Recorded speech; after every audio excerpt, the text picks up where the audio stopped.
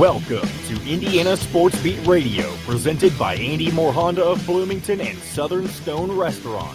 Looks over the middle, second guesses, fires, throws. Does he make the catch in the end zone? Yes! Touchdown! Oladipo to win it. Another one! He got Another one!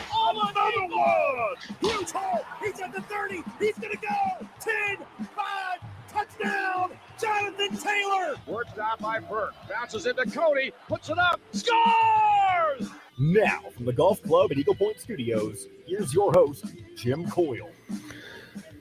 Hey, welcome aboard. It is Wednesday. We've reached the midway point, and you know what that means. Our good friend Derrick Jackson is along with us, and as a special bonus, how about a little Shawn Harper? Boom! Really ramped up, just coming right out of the box at you. Shawn, how are you, man? I'm doing absolutely wonderful. I'm doing great today, and I'm ready to win today. Let's go. DJ, how's it going for you, man? Man, I'm doing good. Just excited to have my old teammate on the show with us today. I mean, so high energy. I mean, just so full of life. Shawn been doing a lot of things since our days in Indiana, and I just got one introductory question. Shawn, please tell us, man. We gotta know. I mean, the energy, man. Yeah. The energy. Where does it come from? How do you channel it? I guess, and what's your expected result? We know you want to win today, but I just want to know where does the energetic process come from you?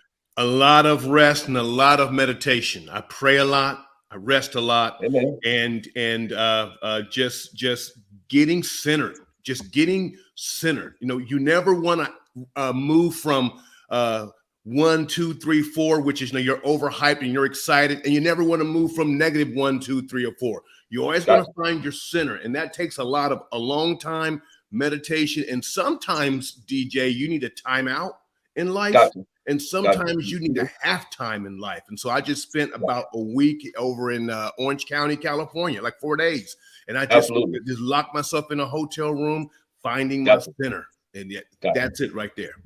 Gotcha. Well, trust me, he's been on go since even before we started this morning, and we both are admiring him because I'm dragging. You're like, golly, you got to start. Nope, not Aaron, baby. Let's go. It's like it's like we're coming out of halftime Game already. on, baby. Like, let's go. damn, Let's go. It's on. It's That's on. right. First of all, what have you been doing lately? Because someone like you, I can tell it's always got to have something that's on the go and on the move. You're doing something. Right. I'm always looking to build something. And that's extremely important for me, because if I don't build something, I start to rebuild what I already have, and that causes problems. And so I'm always looking for other projects and things to get involved with, things to create in the handoff. But as far as what I'm doing now is twofold. Number one, I own a security firm in Columbus, Ohio. And, you know, we do security throughout the entire state of Ohio.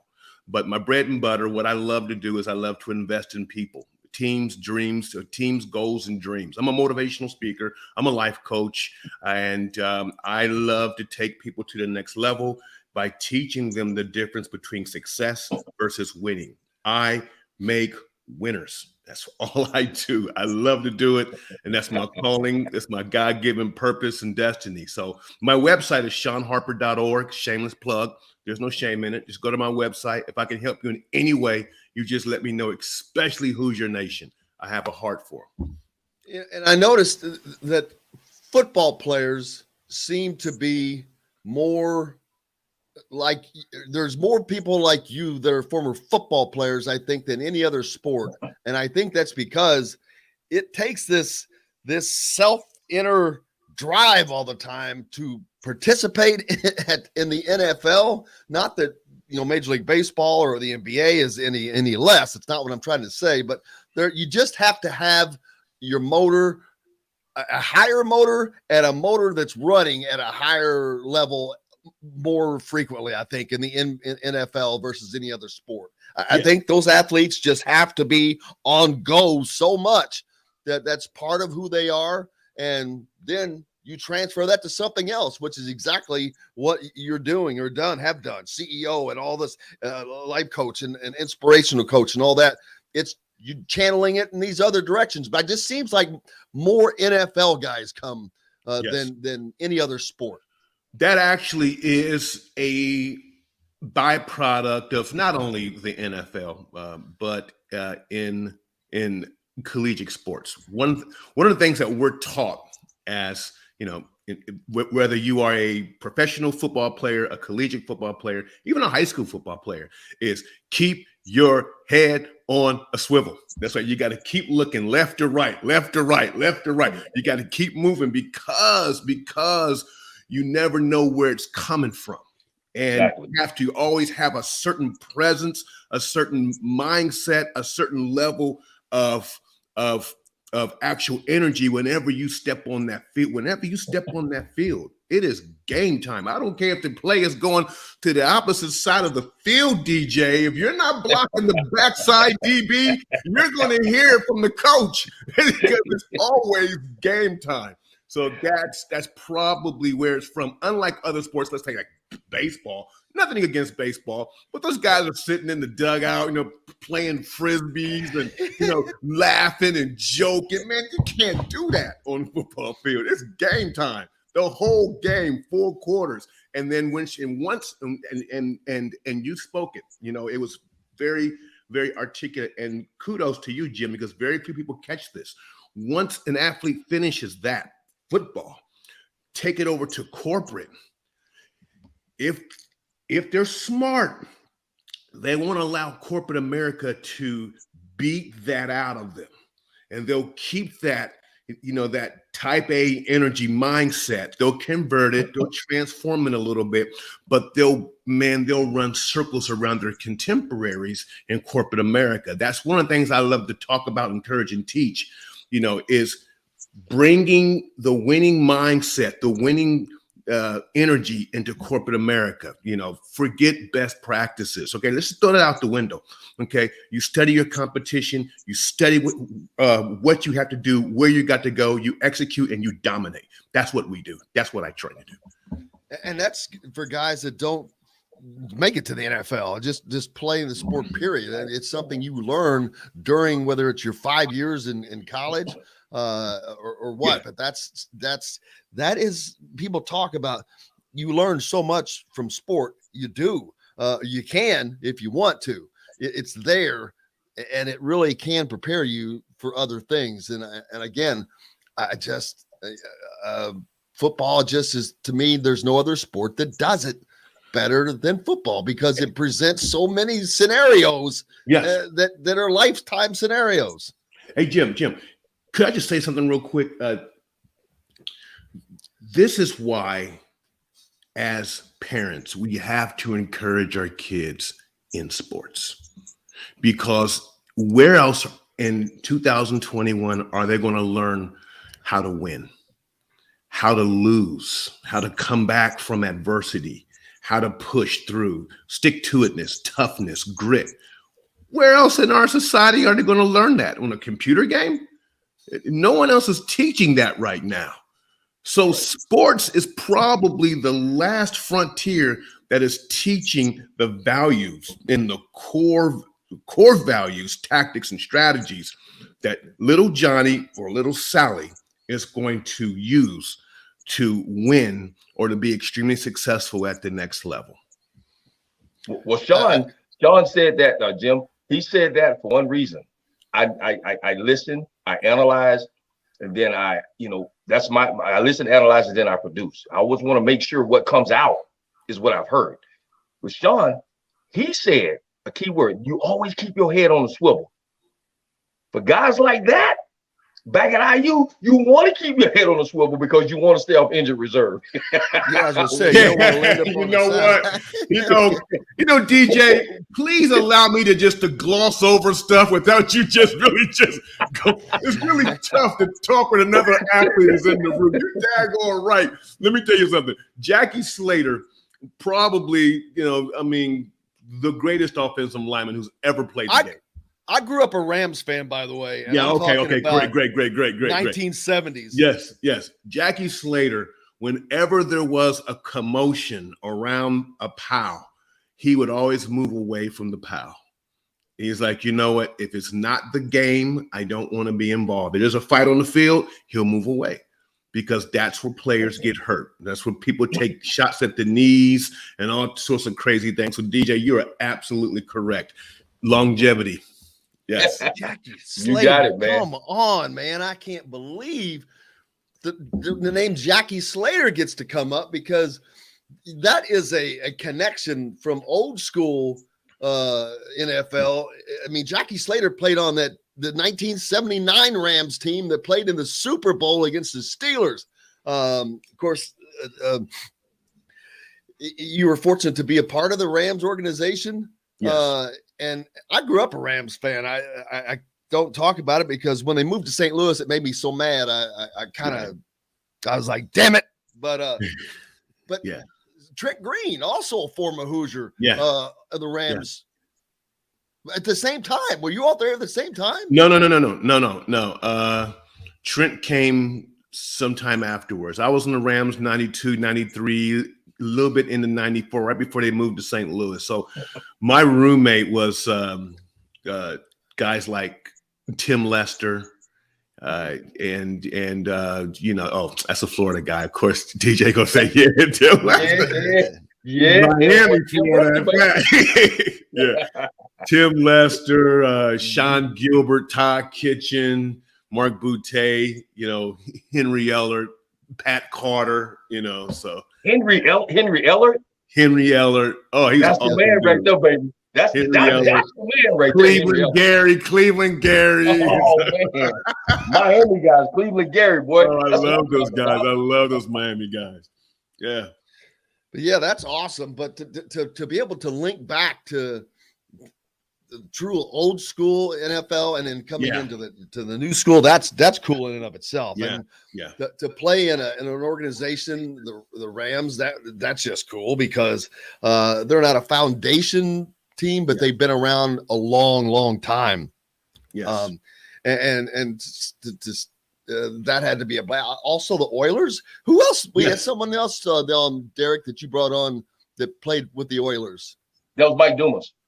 Mike Dumas. The House of Pain. The Oilers was an amazing. The Oilers was an amazing organization too.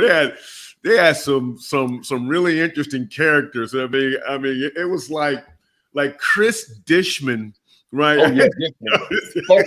Come on, man. Hey, Shawn, you can't mention Chris Dishman on a Hoosier show. He is a Boilermaker, man. You can't mention that guy. Oh, but I'm sorry, man. But I tell you what, he was a baller, man. Chris Dishman was. I'm sorry, guy. I didn't know he was a Boilermaker. I didn't know that. Yeah, he's a Boilermaker, man. Chris Dishman. Okay. I forgot that he was I thought that's okay. I forgot he was that he went to Purdue as well. But he was. You're right though. He was a player, man. Oh yeah. That's hilarious. But I forgot that he went to Purdue. Ray Childress, it was Brad Hopkins, Michael Barrow. Here we go again, back down south. Here we go, Michael, baby. baby. Oh God, yeah. Hey, when you got out of school and you're playing in the NFL, so you're like, okay, it's come true. I'm pinching myself. That has to be a dream for everybody to make it. When you first got to the league, it's just got to be a surreal scenario. You're looking around at guys like Jackie Slater. I mean, I don't know how you saw him with that face mask on that he would wear. He always wore that face mask that he must have had that thing special made because he had more bars on his face mask than anybody I ever saw. But to meet guys and play with guys like that had to just be cool as heck.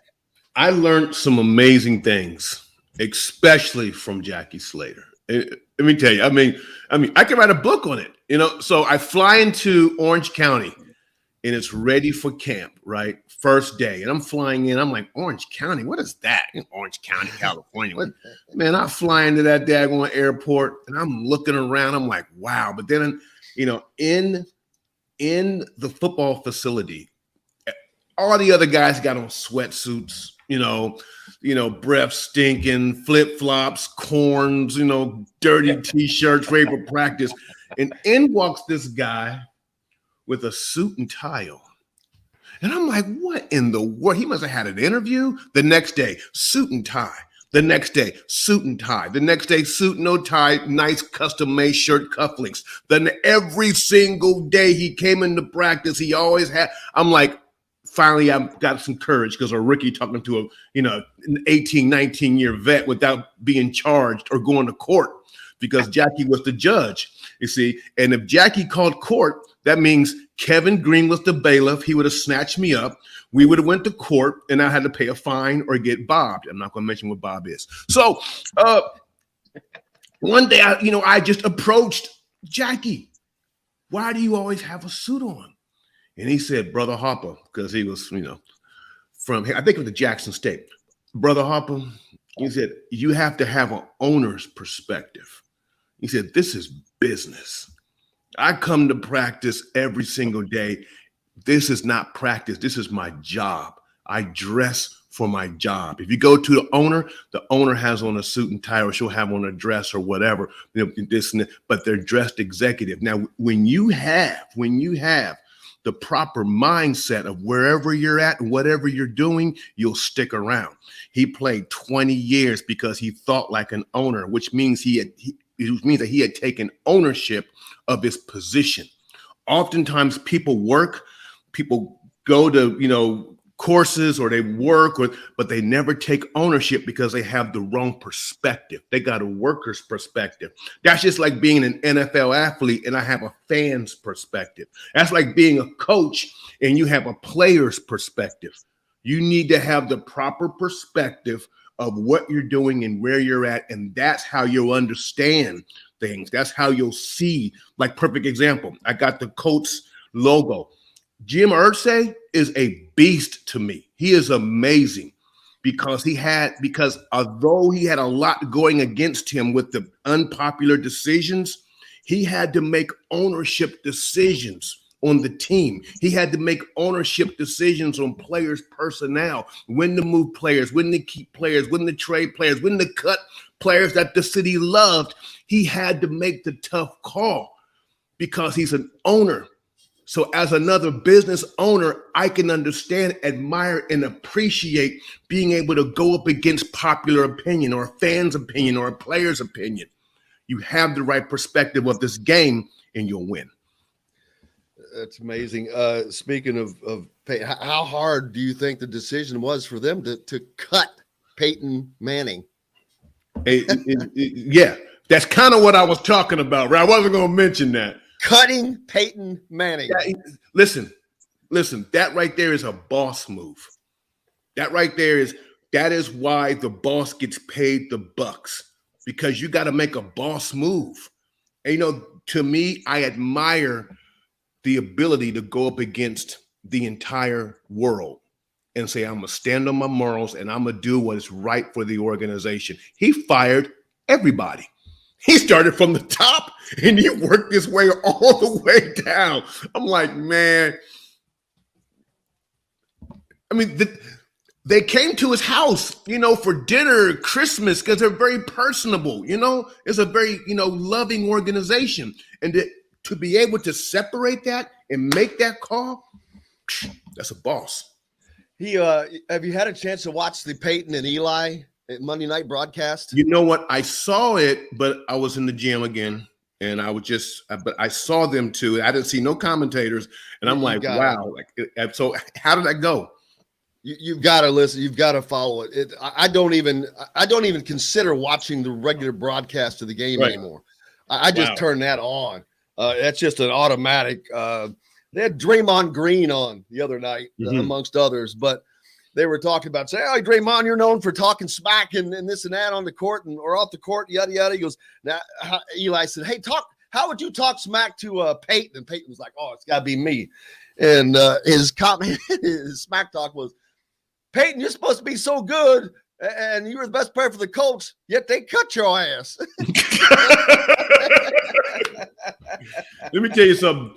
In my opinion, I'm going to make some enemies here, but in my opinion, Peyton Manning is probably in the top 4 of the greatest quarterbacks. And top 4. The reason why, He's not the greatest. I mean, I'll be the first to say that. I love him to death, but he's not the greatest. what I like about Peyton, and I've never seen any other quarterback do, and DJ, I think that you could really, understand this. Peyton ran the entire offense from a quarterback's position, which is crazy. He walks up to the line and he's calling plays. Do you know how much confidence the head coach and the coordinator has to have that he's like, hold. Philly 4, Omaha. And I'm just like, Omaha. The entire offense, not just Omaha. He's changing plays on the go. Well, that's the great thing about watching the Eli, and we've got to take a quick break, and I hope you can stick around for a few more minutes. Yeah. You can see him.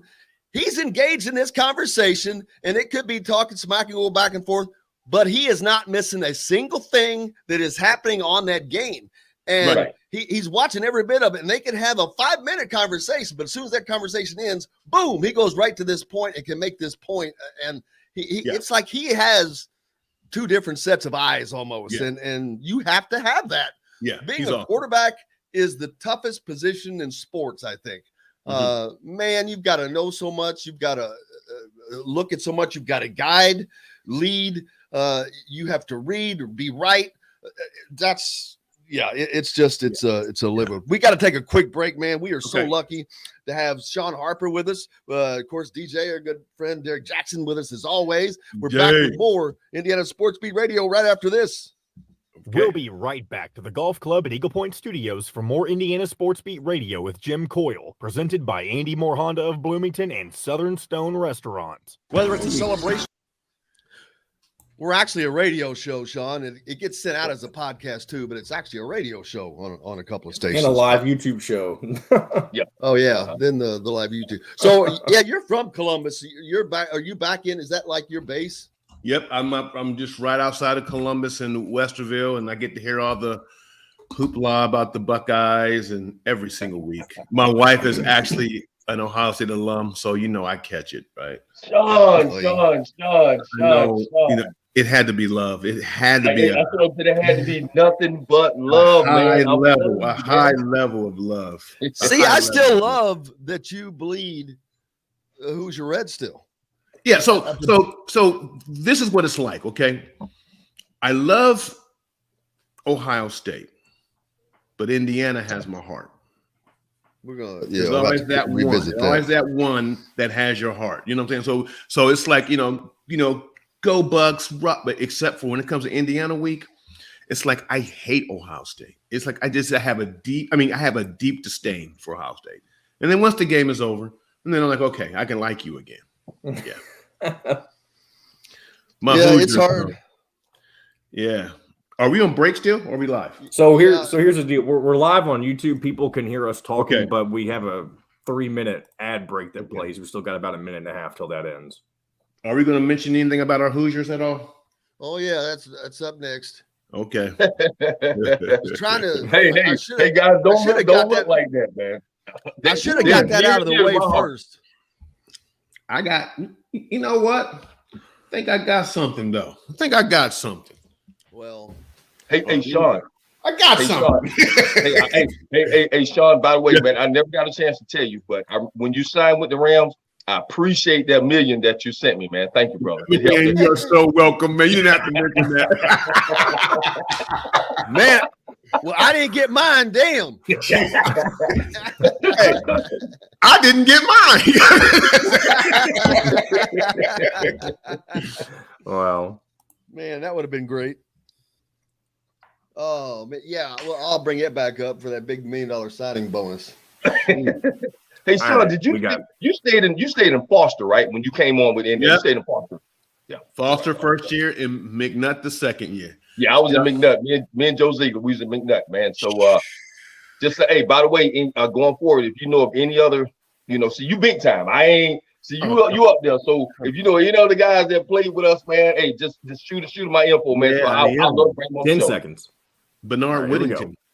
Yeah, We're not on get the me that station info. where you live. We should be for Indiana Sports Beat Radio. This segment is brought to you by Andy Moore Honda of Bloomington. Now back to the golf club at Eagle Point Studios for more Indiana Sports Beat Radio with Jim Coyle, presented by Andy Moore Honda of Bloomington and Southern Stone Restaurant. Welcome back, Indiana Sports Beat Radio on this Wednesday. We have it's hump day, man. We're halfway there. Fortunate to be joined by our good friend Derrick Jackson as always. But he's brought along Aaron Harper, Shawn Harper, you're better known by, who played for Indiana, of course, back in the Mallory days. Also an NFL career that included my favorite childhood team, the Rams, and the Colts, as well as you got to go to Amsterdam. Whew. Man, that had to be hard to play a professional sport in Amsterdam, because I've been to Amsterdam, and that's just let's say a free city. Let's call it a free city. They're very free. Notice how I'm not saying anything after that. I'm not commenting. I'm not. But you know what though? Because how old were you then? Like probably 27, 8, 9. You know what? I don't remember the exact age, but it was a very amazing. I mean, just outside of the freeness, it was an absolutely amazing experience. I love Europe overall. It is just, it's just a kind of a different mindset to where people are just laid back a bit more, relaxed a bit more, sitting at the Escape coffee house and just enjoying the time. The thing that gets me is the ability to go from country to country like we go from state to state. Yeah, easy. But they can do it faster because they have trains all over the damn place. Yep. You can catch a train and go right into Belgium, spend the weekend there, relaxing. Yeah, it is absolutely amazing. I love Europe, and I'll go back at any time. And Amsterdam itself is so cool. I remember when I was there, forget about the freeness of the society. And trust me, it is as free as you want. But like they got the brother of Napoleon. Napoleon's brother was like the king of the Netherlands or something. So they've got that gigantic palace there, and I went into it, and you can take a tour of it, and they give you the deal with the headphones that when you're at a point, it tells you this, that. It was just gigantic. I'm like, damn, they built this back then, man. It's and that's the thing. If you haven't been to Europe, you don't understand, man. Yeah. The stuff we have here that's 200, 250 years old, man, that's nothing. They got big old palaces that are just twice as old as that, and just it's 3 just times an amazing thing. Yeah, and it was rich. It was rich culture, rich on the team. DJ, just to make it even more free, Ernie Jones was with me in Amsterdam. Ernie Jones. Ernie Jones. We catch anything, man. Yeah, he's coming on the show. I just talked to him last week, and we would love to hear some of those stories. Ernie was amazing. Ernie is amazing. It's just you're Mr. Corporate. He's probably a little looser. He's probably gonna bust some of them stories out. Nah. Hey, probably not now. You had to call Ernie back in the day, he probably would have. I think with the Cardinals. But now probably not so much, man. See, now everybody's got to protect their corporate image. They can't. No. We all listen. We all just grow up, and let me tell you what is so amazing. Some of us do. Yeah. I picked up on this like years ago, right? Like I would see, somebody in their 60s and I would say something and then they would laugh. They'll go, and that last chuckle, like, I'm like, ooh. Makes you think about it a little bit. I'm like, yeah, you've been there. Back in 62. I'm like, okay, no problem. I really do that. Yeah, I guess I did do that, didn't I? Yeah, game, recognized game, old man. No problem. Hey, I'm telling you, boy, Jim, this guy, man, a quick story here about Shawn. I tell you, when we were in school, this guy would come to a party. He was bigger than life in the parties that we'd have on campus. When Big Hart came to the party, I cannot believe you're saying that. Let me tell you something. I'm not going to call DJ out. All I'm going to say is this. This is all I'm going to say, and this is going to quiet DJ down right here. Are you ready for this? Elder Watson Diggs Memorial. Okay, all right, man. I'm done. I ain't got to say nothing else. He's good for the rest of the show. He's good. Must have been a beatdown. Oh, my God. Just whoo. Yeah, you can always call someone's favorite, or not favorite, but their absolute worst sports moment out or whatever, and that like, oh man, there's nothing that throws a wet blanket over you than hearing that. It's like, because it doesn't matter if it was high school or college. Mm-hmm. If you're a competitor, it still hurts. There are games that I played in high school. I coached some in high school, and there are just still games that I can just still think about to this day. Is like, man, all they had to do was that, and it hangs with you for some reason. And in anything I've competed in, the losses always hurt more than the wins felt good. Yes, if that makes sense. Yeah, and with a competitor, it will. But you know what is even more powerful than that moment, and I'm not trying to one up you or anything like that, is don't take much. Is the camaraderie. Yeah. Like, I can look at the screen at DJ right now. He ain't gotta say a word to me. I'm like, I can talk to any athlete at any level, high school, college. And first of all, I can tell if they were an athlete just by the way they walk. And I'm on the plane and I'm sitting down talking. Yeah, I played in high school. I never tell them I played professional, right? Oh yeah, I played here and there. And then the guy's like, man, I played in high school, in Texas, and it's that bond, that handshake, like, yeah, that's huge. Yeah, absolutely. A little closer to home, the Indiana Hoosiers, the football program, had really shot up. Tom Allen has had them on a great upward trajectory. They'd been on an upward trajectory. Probably it started with Kevin Wilson, but Tom Allen had really kind of taken it to a level they hadn't been. And then this year, man, it crashed and burned. And it's just, there's a lot of questions. There's no doubt there's going to be coaching changes coming up soon. I cannot imagine that not happening, because let's be honest, man, they had a ton of talent on that team and it did not work out, especially on the offensive side of the ball. Well, you know what? There is a ton of talent in the Big Ten now, period. The Big Ten is making a metamorphosis. The Big Ten is growing up. The Big Ten is now realizing that you need certain talent levels. But I would like for Indiana to do the exact opposite. I would like for Indiana to major in the minors. And this is what I mean by this, okay? It's really hard, and it's really hard to out-recruit Notre Dame. It's really hard to out-recruit Ohio State, Michigan. Now you got Vince Morrow down in Kentucky. It's really hard. I mean, there's only so many good 4- and 5-star athletes out there. And then you're like, well, come to Indiana. And then you look at the record like, But let me tell you what Coach Mallory did, okay? Which, looking back years later, like, wow, that was, pretty smart move. That he majored in the minors. And one of the ways that he majored in the minors is that he made the offensive line absolutely crazy. And we were absolutely ruthless in the trenches. Now that doesn't sound like a big deal, but if you can control the trenches, you can control the ball.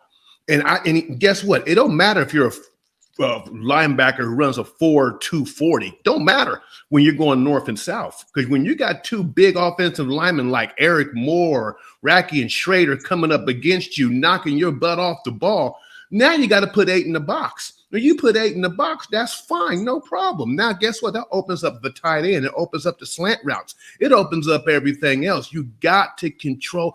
I tell you who still does an excellent job of this. I hate to say it, Wisconsin. You look at those Wisconsin offensive linemen. These guys are 6'6", 300 every year. Every year. Listen, it doesn't matter. Talent, 4 and 5 stars don't matter in the box, baby, because you have to be ruthless in the box. And Coach Ballou made sure, red and white drill, DJ, he made sure we were ruthless and ready to go. That is the minors that you major in. Another thing that they did, and I don't know if they're doing it now, is that my senior year, there's 11 guys on offense. 4 of them were junior college athletes. I was a junior college athlete. Troy Newton was a junior college athlete. Rock Coleman was a junior college athlete. Von Dunbar was a junior college athlete. Because I had a roommate, Jim Sams, who came here from from JUCO. Yeah. Yep, we did. Yeah. Sam too. Ian Beckles, I believe. Yep.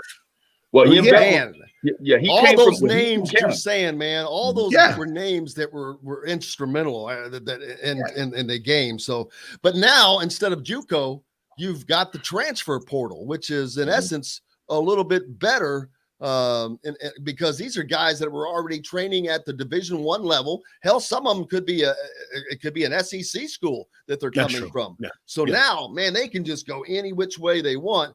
And it's who hits the transfer portal like Mel Tucker did last year and brought in like 30 guys. What you got to do. And man, look, they were able to turn around and have the year that they had, although they weren't quite as good as I think people think that they were. Indiana should have beat them. But the fact of the matter is he was able to take a program, come in and just whoop, because you can pluck those. It's like going to the grocery store now. Yeah. What you need? I need a running back. That's down on aisle 12. I need an offensive tackle. Oh, those tackles, they're down on aisle 16. It's like going to the store, man. Yeah. You just go in there and try to pluck those guys out. And Indiana is going to have to do something because obviously the problems they had this year started with the offensive line. And I don't understand. No one understands because it was a veteran core coming back from the same team that last year didn't have. Well, it didn't show up as badly last year, but they didn't have a great running game regardless. But they were able to protect the quarterback, and they couldn't do that this year. So big problems there that they have to fix. And Indiana is never been a football school except for when you guys were here, it transformed. It was like, man, there's hope. There was I think it was 91 when 91 was the season that the Michigan State game was deciding whether or not you guys got to go to the Rose Bowl. So it can happen, man. They're so close, and they were on their way back again, but they can get there. But they're going to have to do some things to make some changes in the offseason. Good, well, DJ. I'll just say this, Jim. I'm gonna make some enemies here. I'm not a fan of the transfer reporter, and here's why. Coach Mallory, let's go back to his day. Listen, guy by the name of Joe Huff wasn't a 5-star player at all. Was a no-star. Okay. We took what we had and developed it. Developed talent. Yes. We were together. This transfer portal now, listen, this is telling these guys to me, you're not going to let me play. I'm going to take my marbles. I'm going somewhere else. Guys, what happened to earning your way on the field? Whatever happened to practicing with a purpose like Big Shawn Harper was talking about? And my friend Dion, I'm working on getting Dion on this show. If I can get him, this is gonna be hard, but I'm doing it. What happens when you don't practice with purpose, man? Everybody want to just practice to get it over with. Yeah. No. We want to play this game to get it over with. We didn't do that up under Bill Mallory. We practice every practice with a purpose, and therefore, I'm proud to say, my 4 years there, we never had a losing season. Now, whether these guys are practicing with a purpose or not, sometimes I think so, sometimes they're not. I honestly think my beloved Hoosiers, I love them, but I think we started to lay down the last couple of games. And so to DJ's point, we were taught. Now this is I'm talking 30 plus years later, right?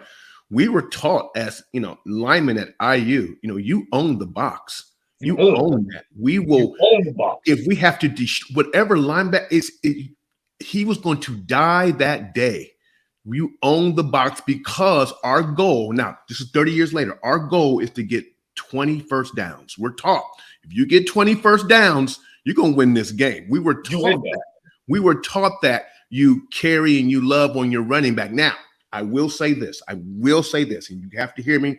I'm not going to bash IU because of a setback season. Right, Does it exactly. not? Because Exactly. this is this is an actual progression. This is an actual development. We are building a dynasty, not just a winning season.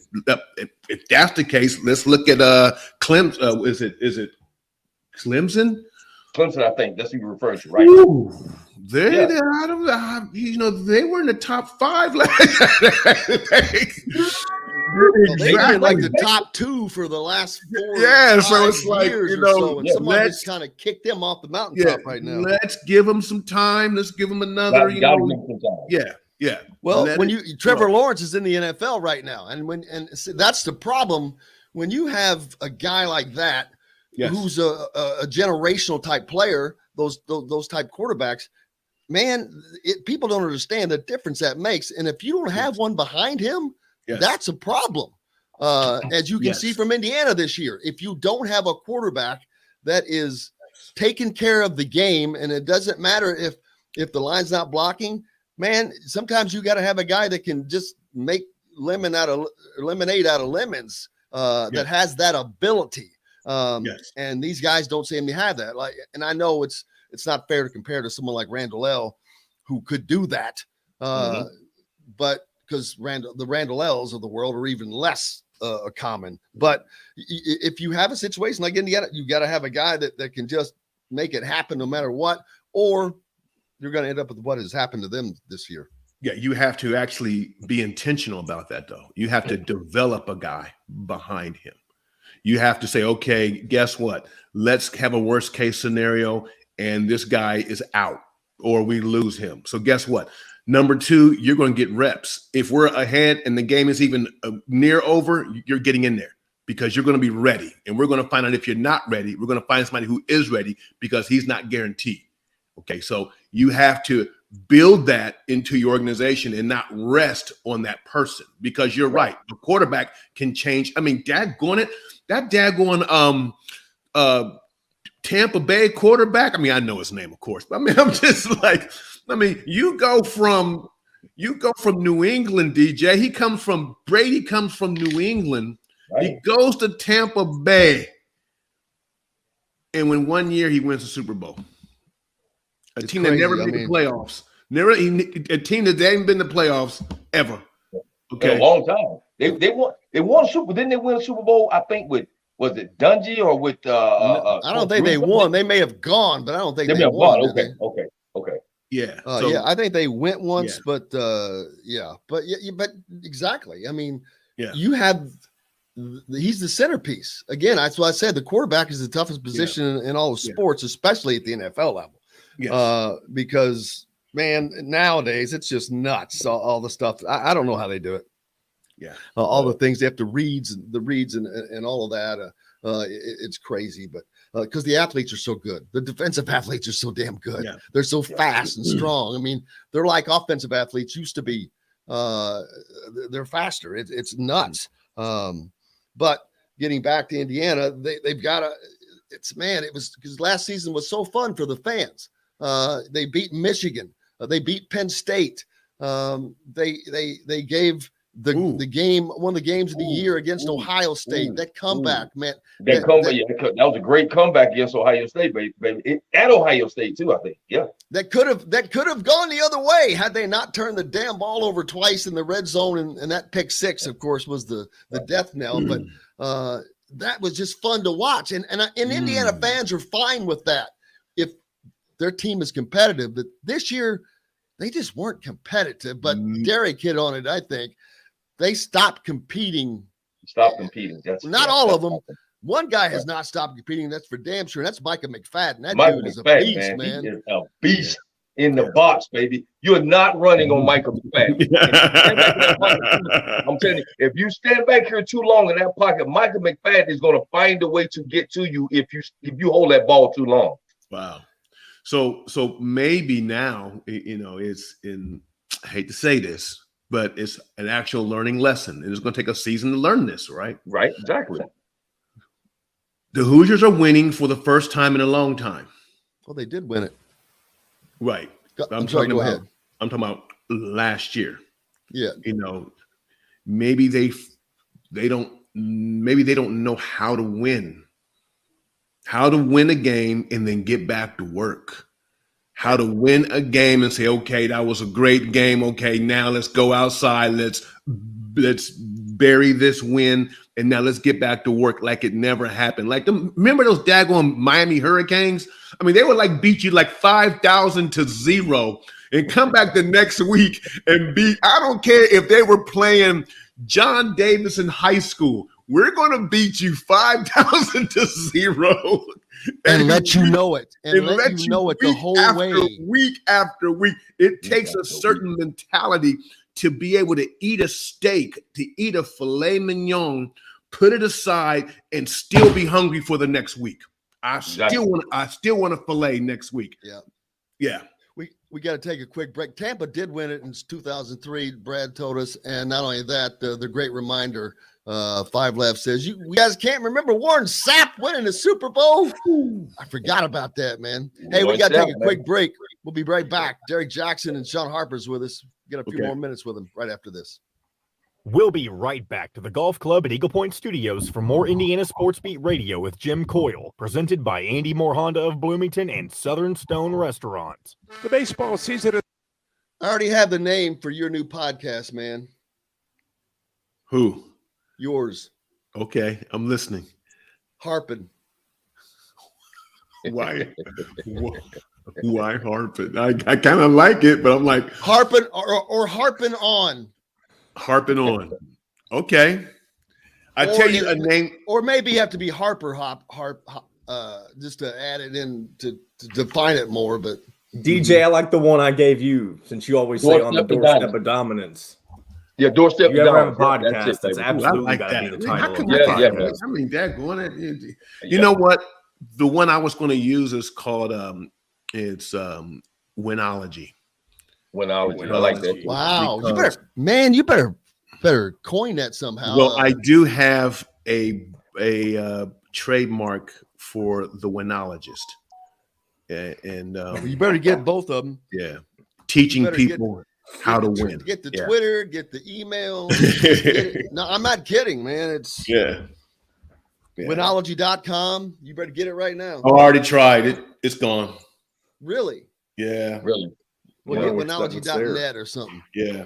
I got. Hey, Shawn, we gotta collab, man, because I've got to, like you said, Bernard Whittington. I need you to get me his information. Okay. Bernard Whittington. That. So that would be How great. about Harpoon? Harpooned. How about that? No, man. He's still back on that. I'm not going to use Harpoon. Someone else put that one up. Yeah. With Harper. Harping with Harper. Harping with Harper. Okay. I'll consider that one. Or Harping Sports or Harping. No, it's not sports because it's going to be whatever. No. Because you probably talk about whatever. Harping with Harper. That's it, man. Boom. Harping with Harper. Hey, Big Harp, it was good to see you. I have an appointment at 10:30. Okay. I'm so glad, brother. Thank you. Thank you for being here. I really appreciate that, Shawn. Love, man. I really do. I'm gonna stay in touch with you. Jim, I'm flying out, Friday, right?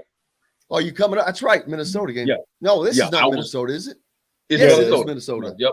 I will see you. Hey, man, if you want to hook up like we did the last time, man. Hey, let's hit Buffalo. I'm gonna be there on Saturday, man. Let me know when you get into town, because that's a 3:30 game. That's a 3:30 game, yes, sir. Are you heading out right now, Derrick? Are you staying? I got to head out right now, man, because I gotta be there about 10:30. I got a little bit of a drive. When you going to see you, man? At Saturday. Okay. I'll see you Saturday. Yep. But after the game, you're talking, right? Yeah, after the game, absolutely. Yeah, after the game. 10 seconds. I got park. They rolled out the red carpet for me this time. I got parking passes and all that. So Andy Moore Honda, now in Bloomington.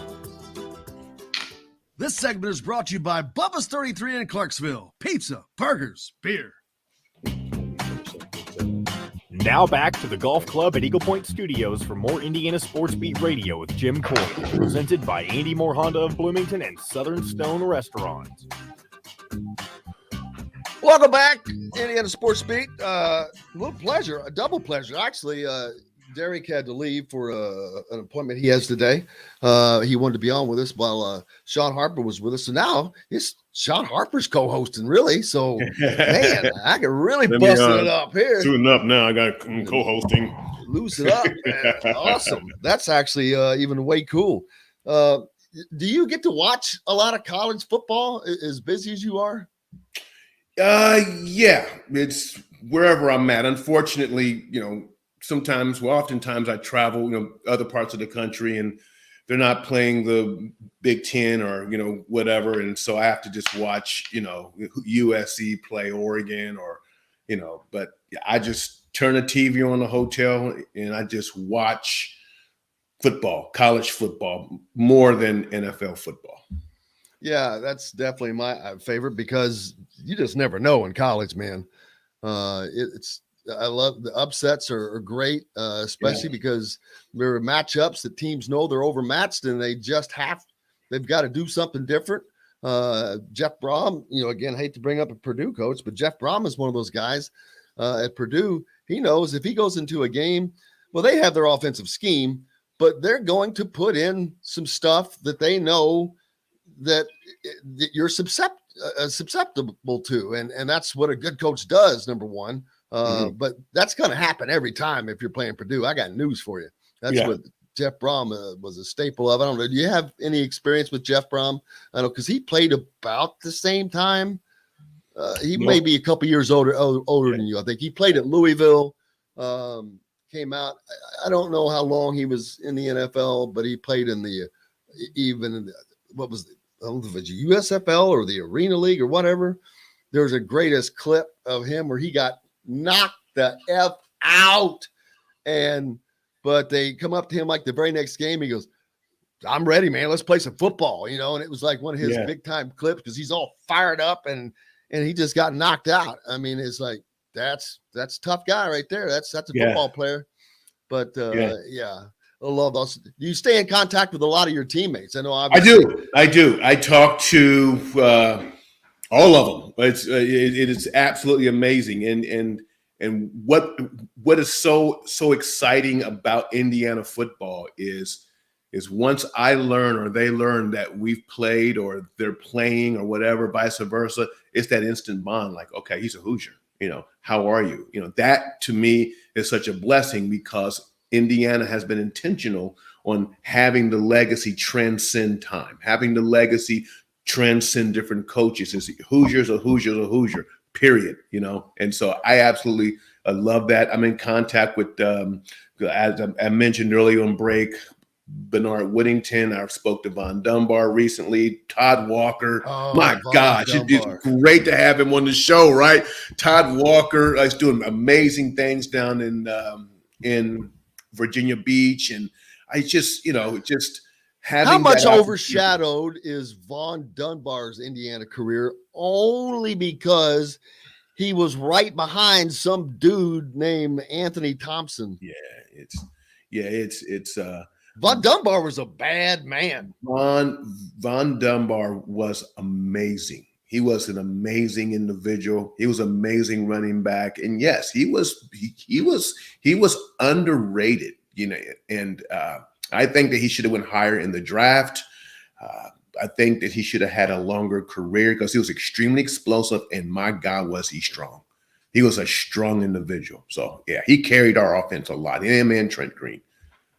Went from Fort Wayne. He played for the Saints, the Jags, and the San Francisco Demons, which is an out-of-league team. But he was a consensus All-American in '91. That's back when Indiana won their last bowl game. Believe that or not, the Copper Bowl in '91. That's the last bowl win. God, are you serious? I didn't know that. God, I'm moving to Bloomington. I can't take that. I don't like that one. I don't like that stat. That's going to change. That's going to change within 2 years. That's going to change. Well, they kind of got screwed. They actually should have won the game in 2015 in New York. There was a field goal that went over the goalpost. It was too high and it went over. And because of that, they ruled it no good. And that was a game-ending field goal that would have given them the win there.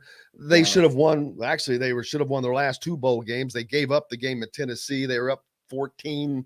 I hate to even talk about it as a coach. You look at it from a coaching standpoint, you're just like shaking your head. But then last year they weren't prepared because they lost their another coordinator 2 years in a row. Both those games they had lost a coordinator going into that game. The first year they lost Kalen DeBoer, who was the offensive coordinator. He stayed with the team, but he had already taken a job as head coach at Fresno State. And going forward, if that ever happens again, there is no way that the head coach should allow that coordinator to do both, because both years they were losing a coordinator. They looked like they were just completely unprepared. And so I think you can't do that going forward. They've got to get a bowl win. But first of all, they got to get back to a bowl game. Man, this season was such a letdown. So hopefully they can get that back next year. I'm not even going to look at the season as a letdown. I'm going to look at the season as a setup for an amazing season next year. You go in the locker room, you make your adjustments. You go into the off season, you make your adjustments. He's a great coach. He knows how to win. He'll make it happen. So as long as Bloomington sticks by him. I don't know if you have a few more minutes or not, but we've got to take a quick break. Bob Kravitz, you probably remember that name, joining us next. We'll be back with more Indiana Sports Beat right after this. All right. We'll be right back to the Golf Club at Eagle Point Studios for more Indiana Sports Beat Radio with Jim Coyle, presented by Andy Moore Honda of Bloomington and Southern Stone Restaurant. Where is Eagle Point at? Just 15 minutes south of town, Bloomington. Okay. On Lake Monroe. Okay. Because there was a restaurant in Indianapolis. I thought it had something with the Eagle on there. Right on the reservoir. Bob Kravitz, I'm sure you remember Shawn Harper. Hi, Shawn. How are you doing, man? I'm doing absolutely wonderful. How are you? I'm good. He played for Indiana back in the 90s, also played for the Saints, the Jags. Yes, I remember the name. Into the 90s. Very good. Very good. Bob, who were you with in the 90s? Were you in Colorado? From 90 to 2000, I was in Denver. I worked for a newspaper in Denver, yes. But he went to IU, but now he's been back with 90. So a guy that I grew up with, he kind of raised me a little bit. He played offensive tackle. Ken Lanier. Oh my gosh, yes, I remember him. Yeah, he had the big neck roll, if I remember right. Yes. Yeah. Whatever happened to those, man? You don't see them anymore. No more neck rolls. Yep. The big neck rolls. He played for Kansas City, did he not? No, he played for Denver for a while, and then and then he went to KC. Yeah, KC. Okay, that's right. I remember him. Excuse me, I'm going to sneeze. That's okay. I may not, but I'll try to do it during the commercial. So I'm not hitting that mute button all the time. I know. I'm sorry I made you do that the other day. I get in the morning. Fine. I get in the morning. I'm an old fart. You know how it goes. It's all good. It's funny. What's new with you, Bob? Nothing. My Mariotti story, which I absolutely love. It's not going till freaking January. Why do they put something off that damn far? Well, during the holidays, readership goes down, and they really like this piece, so they want to run it while people are reading, and so they want to run it in January sometime, which is fine, except that Jay's driving me crazy. So yeah, I'm just doing a couple of Colts things, and I wrote a story today about Peanut Tillman and Darius Leonard. And the art of punching the ball out. So, staying busy. Played golf yesterday. It was 48 degrees. I wish I could. Here we go. The punch. Okay, go ahead. Okay. It's Cheryl at IndyHomePros.com or 317-298-0961. Cheryl Sizemore from Remax Advanced Realty. Let Cheryl Sizemore get you in the home you want today. Cheryl at IndyHomePros.com. Today's guest is brought to you by Reynolds Family Dentistry of Sellersburg. You need $1 million smile for those championship photos, and that's exactly what you'll get with Reynolds Family Dentistry. Now back to the Golf Club at Eagle Point Studios for more Indiana Sports Beat Radio with Jim Coyle, presented by Andy Moore Honda of Bloomington and Southern Stone Restaurant. Welcome back, Indiana Sports Beat Radio on this Wednesday. You know what that means. A visit from our good friend Bob Kravitz from The Athletic. Rick Bozich is off on assignment. I love so he says. I love that on TV or news. You'd always, when someone was not, the anchor was not there, they'd always say, "You're off on assignment." Whatever. I'm not buying that story. We still have the great Shawn Harper with us. We're so fortunate that he was able to stop by courtesy of DJ this morning. But Bob Kravitz from The Athletic joins us. A lot, just all kinds of stuff going on, Bob. I mean, yes, sir. The Colts are still talking playoffs. Shawn and Bob, they're playoffs. That's another. You can't say that word without doing that imitation. It's an impossibility. But it's real. It's real. I mean, they dug themselves out of the hole. Well enough. Yeah, and what a hole. The 0-3, the loss to the Ravens, and the loss to the Titans. It's like any one of those, you think there's no way. All of that stuff together, there's no way. But yet, here we are. There's a way. We are, yeah. And you look, most of the time I'm flat wrong on stuff, and just ask my wife about that. But the fact, I really felt, even when they started 0-3, 1-4, I really felt this team was going to come together and be all right because they had so many injuries. They had COVID-related issues, surgeries, the whole bit in the preseason. So the offensive line didn't have any time to work together. Certainly Carson Wentz, he only had like 5 full practices in the preseason. Didn't play in any preseason games. So they're coming together, but their margin for error is almost zero. And to me, they've got to go 5-2 in their last 7 at least if they want to have a chance at the playoffs as a wild card team, because ain't nobody beating out the Tennessee Titans to win the AFC South. No, they had their chance to do that too. Shawn, the Colts are a great example. I talked earlier about the quarterback being the most important position, I think, in sports. But Carson Wentz, he took a lot of grief coming in because some people weren't happy with the decision. Then he started off a year, he was hurt, but he battled through some injuries, battled through those bad ankles, and went out there and has played and has made plays for this team. And I think that there's a lot of respect he's getting back, but more importantly, they have a shot to keep winning. You know what? How should I say this? It's like making spaghetti. Okay, you have all the ingredients, you put it all together, and then you cook it and it's done.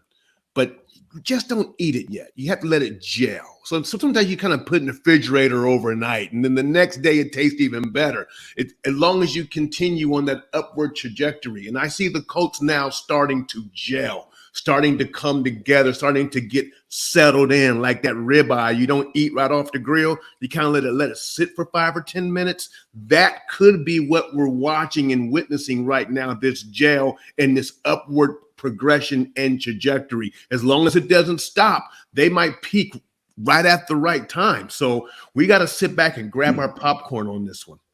I'm hungry now. We've discussed ribeyes, popcorn, and spaghetti. You know what? I never even thought about that. I need to eat some breakfast. You need some breakfast, man. I'm going to McDonald's, I think. No, I'll go to Sam's. I'll go to Sam's for breakfast. And the problem is they dug themselves such a hole, and now they still have to play Buffalo this week in Buffalo. They got to play Tampa Bay the next week at home. They've got games against Arizona, who's very, very good. Oakland, they got crushed by, Kansas City the other day, but they're still pretty good. And there's one other relatively difficult game, and it's bypassing me. But they've got 5 tough games out of the last 7. They do have Houston and Jacksonville. And let's face it, Jacksonville gives them a hard time every time they play anyway. Well, you know what? They got their work cut out for you. I agree, Bob. So I may have to get some caramel popcorn instead of the regular popcorn. I got to upgrade it. But if they keep moving and keep rising on this and stepping up to the adversity and challenge, we might have a quiet contender here. Oh, I agree. I honestly think, guys, that look, if they can be, they got to win 1 out of 2, Buffalo and Tampa. And look, if they go 5-2 and they make the playoffs, they're going to be a tough out, because if you think about it, they're on a streak right now where they're 5-2. They've won 5 of their last 7. So you win 10 out of 10 out of 12 games. That's a pretty good stretch. I don't know that anybody's going to want to play the Colts. No. The things that concern me are the secondary and the lack of a pass rush. It's starting to come with Kwity Paye.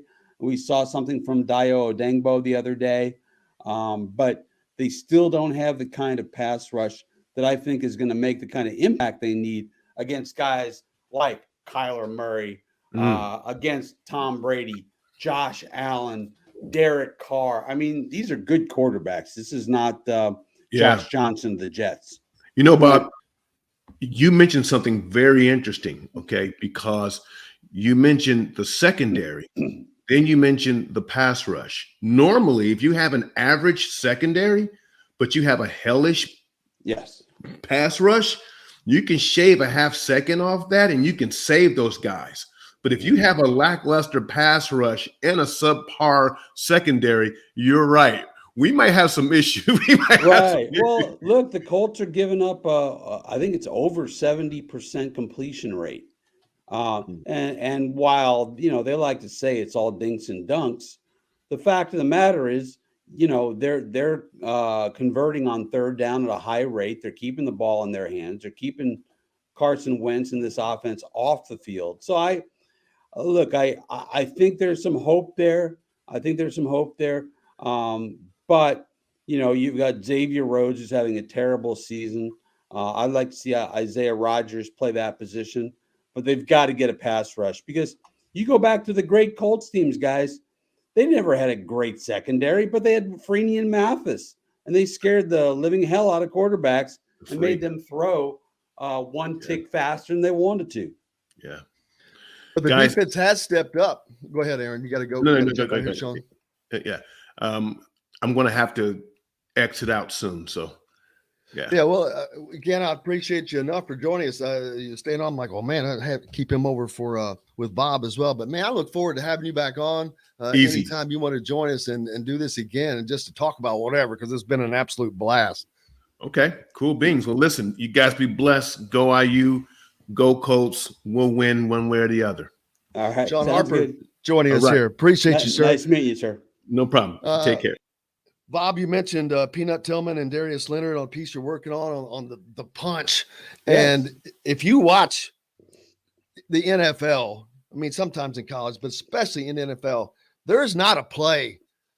The other day I don't do bet a lot, but I bet small, and I've been betting these little parlays, and I had one in which the Steelers was the last line in a win. And I'm like, come on, man, win this game. And they tied. But not only that, though, on the way to that tie, they fumbled twice. Oh, no.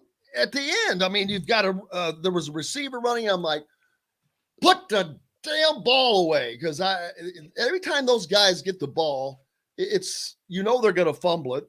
And of course, what happens? He fumbled. Then not too long after that, they have the ball back. And I can't remember if that was I think that was another offensive play. They fumble again. Man, these guys are just going after this ball now, and it has become an art. It has. And the story actually is on The Athletic now, if anybody wants to go and check it out. It's basically Peanut and the Maniac and the art of forcing fumbles. And it is available right now if you want to take a look at it and subscribe. And yeah, Peanut, it's funny. I reached out to a football historian and asked him, I said, did anybody do this back in the olden days? Will somebody come back to me and say that Joe Schmo of the 28 Canton Bulldogs was the real father of the punch? And he actually found some really old newspaper clips from college where they talked about players punching the ball out of the hands of the ball carrier, and how it was considered a very dirty play back then, and it almost caused a riot in one game. I think it was Army and the Great Lakes Naval Academy. So Peanut's not the first guy to do it, but he's the first guy to do it really, really well. I mean, can you imagine forcing 4 fumbles in a single football game? He did that against the Tennessee Titans. 4 in a game. Darius, who's as good as it gets in the modern game, he's got 4 this year. I'll be honest. I hate it. I hate it because every time there's a chance for a freaking turnover, I'm like, God dang it. I do. It depends on how you bet the game, man. Yeah, that's the bottom line. Yeah, I do hate the punch. Maybe I'll grow into it, but it's because they've gotten so good at it that it happens so much more frequently. And gosh, dang it, it really changes a game. It does. And you know, I mean, guys, back when I was younger, I remember guys would come up from behind and they punch it out, but now they'll do it straight on. And what guys have gotten good at is punching while wrapping up and tackling. You know, for a while there, it seemed like everybody was going for the punch, and it's like the tackle was secondary. Now I find that guys have really learned. You look at Darius or Marlon Humphrey or Josh Norman, these guys are good at doing both.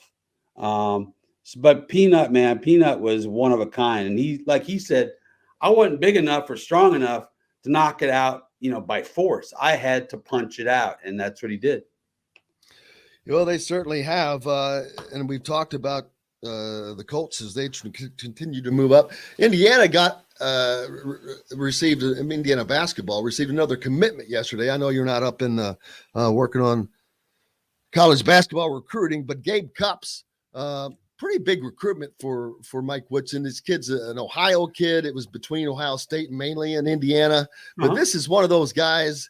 He just reminds me of a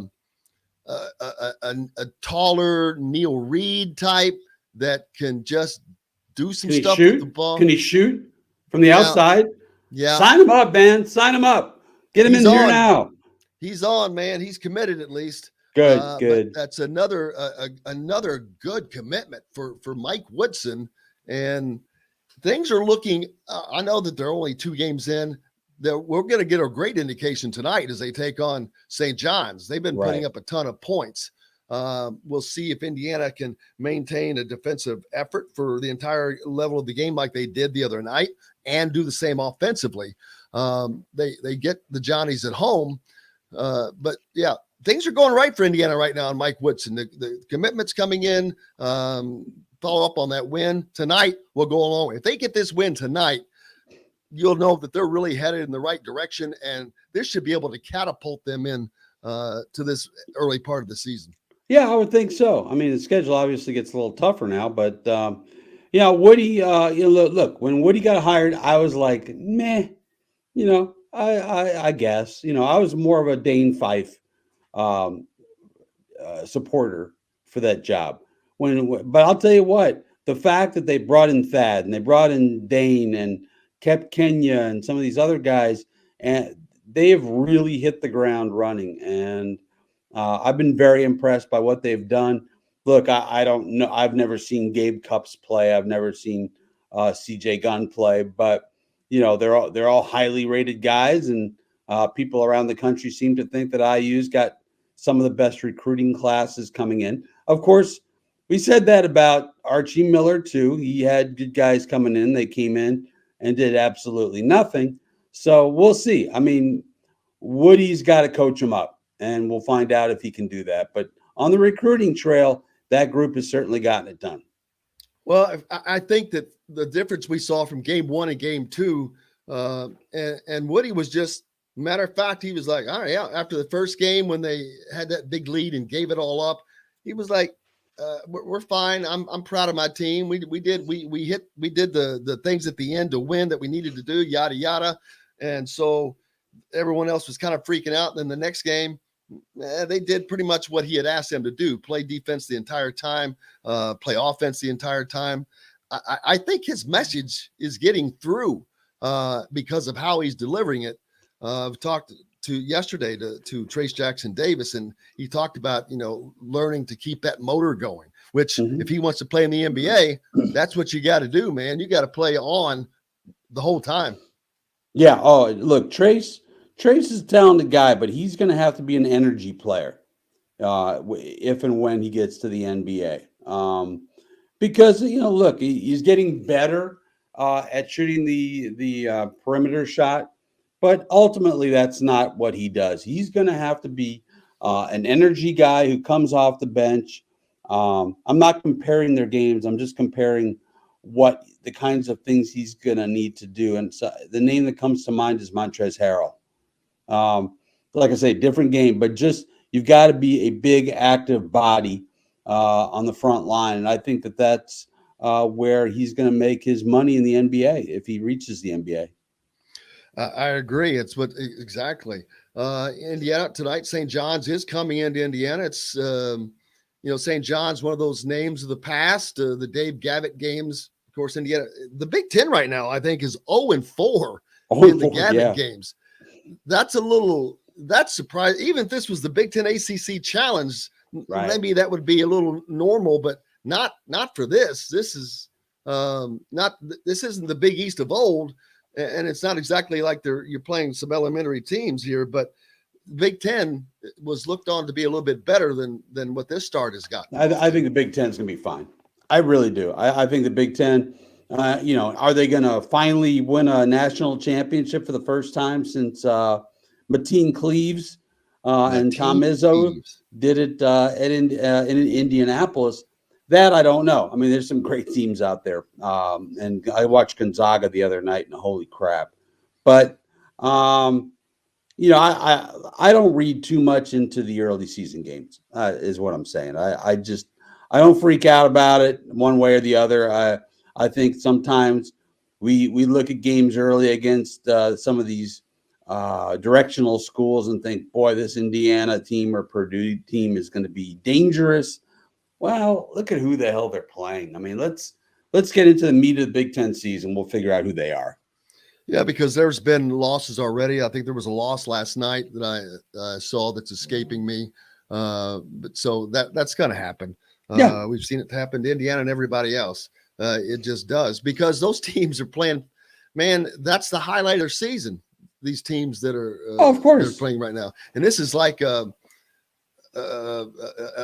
glorified scrimmage for a lot of these big teams. Is probably how they look at it. Oh, there's no doubt. Yeah, I mean, look, it's hard to get excited about Eastern Michigan. I mean, you still got to play, and I was very discouraged. Not discouraged, but they didn't play well. I mean, that second half was brutal. I think they missed nine threes in the second half. Look, this whole season, Jim, is going to come down to whether they can find anybody who can hit from the perimeter. I think Cup has got a good-looking shot. I think Parker Stewart's got that possibility, but they've got to show it when it's time to play. See, BYU beat number 12 Oregon by 32. Dang. Holy crap! Come on, man. That's not well. Early in the season, you see all these crazy but scores. Now losing is one thing. Losing by 32. That's a whole different deal there. If you're the 12th ranked team in the country, that's a bit of a wake-up call for Dana Altman, I would think. Michigan was the team that actually lost last night, apparently, and that was not too long after he received a nice 5-year extension. It's going to happen. You think Michigan's not a good team now because they lost last night? Right. Who did they lose to, by the way? Do you know? Yeah, I saw it earlier. Daggone it. John, do you have it? Seton Hall. Oh, crap. My wife's alma mater. Well, there you go. Not exactly Mississippi Valley State either. No. So it's I'm going to tell you this really quick story. So my wife and I, we decide to get married. All right. So we go out with some friends after the game, or after I proposed, and it's the night that Indiana is playing Seton Hall in the NCAA tournament. And so a few cocktails were consumed. And, I'm an Indiana grad. She's a Seton Hall grad. So we said, we will have as many children as Andrew Gaze hits 3-pointers. Wow. He hit 7, I believe. So wow, that could have changed your life. Yeah, freaking Andrew Gaze. I'll never forgive him. But we only had 2, so we were not true to our word. But you can't stick by things you say after lots of champagne. Maybe the average that he hits, the average 3. You said we fall back on his average that he hits. Yeah, game. I still think he probably made about 5 a game. So I'm done. But anyway, that's neither here nor there. One other thing, Woody, you mentioned yesterday that he's talked to the Knicks about trying to play some games in the Garden. That would be pretty cool. That would be cool. And, obviously there are a lot of Indiana people in New York. I think that would be awesome. I'm actually going out to New York on, Monday and Tuesday. I'm doing a piece on Reggie Miller. We're doing an NBA top 75 series. So Reggie said, come on out to New York and we'll talk at the hotel. And so by golly, I'm going to do that. I would love to tag along for that. I love Reggie Miller. I loved watching him play. I loved listening to him run his mouth. There's some people that I loved, whether it was Muhammad Ali or Reggie Miller. I just loved listening to the smack that they talked. It was I loved it. I'll tell you the truth. When I was in Denver, from 90 to 2000, and I'm getting ready to come to Indianapolis. I don't know, I've done my research, but I don't really know the players. And I'll be honest with you, based on what I saw, I thought Reggie Miller was a jerk. And that's not the word that I wanted to use. Cocky, arrogant.